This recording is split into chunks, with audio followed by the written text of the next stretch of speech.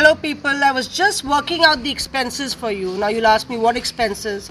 We all know that we're going through a tough time and emergencies require extra preparation. So if you look at private hospitals and treatment in private hospitals as far as COVID-19 is concerned, I was trying to work out the expenses for you.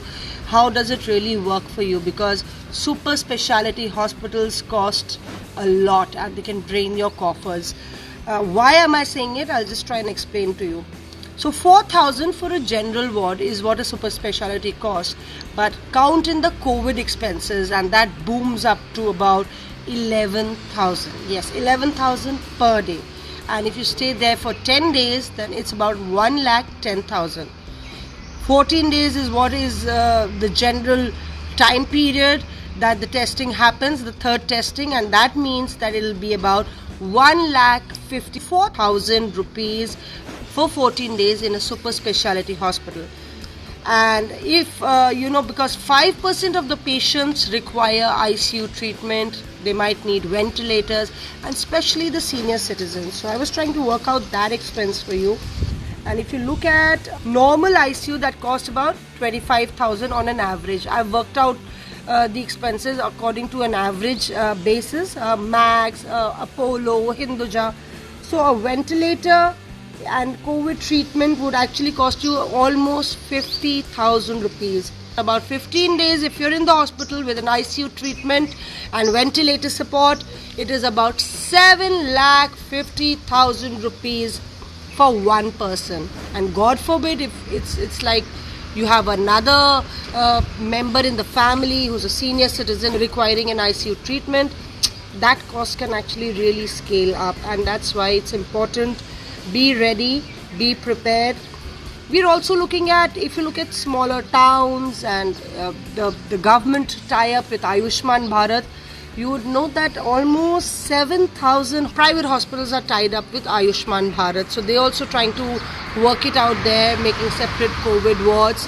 That requires a lot of infrastructural changes. I was speaking to one of the management heads in a very big hospital, and he said, you even need to counsel the nurses and the doctors because of the stigma that is attached and the amount of stress that they have to take in because of their family members also very scared. So a lot of counseling on that count, infrastructural changes, all services connected to it.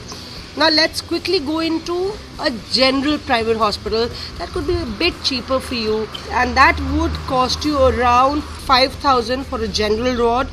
For an ICU ward, about 7,000, and for a ventilator support, about 10,000. So if you're in a general ward for about 10 days, at a cost of 5,000, that will work out to 5,000 into about 50,000. But and if you look at ventilator support, 10,000 on an average. It could be higher, it could be 15,000. I was checking and it was 15,000, 20,000 as well. 14 days on an average ventilator support, 1,40,000 in a general private hospital for just one member. And as I said repeatedly, that not everybody, on an average 2.6 people in 10,000 require an ICU. That really means that if you look at Delhi, there are enough ICUs in Delhi, and because you have private hospitals that have more a number of ICUs, about 30 to 40% ICUs are there in a private hospital.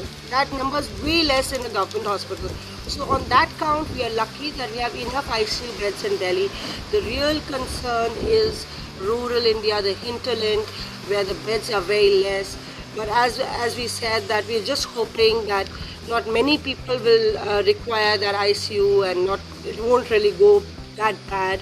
But it's important that you stay all geared up. I took a while to make those calculations.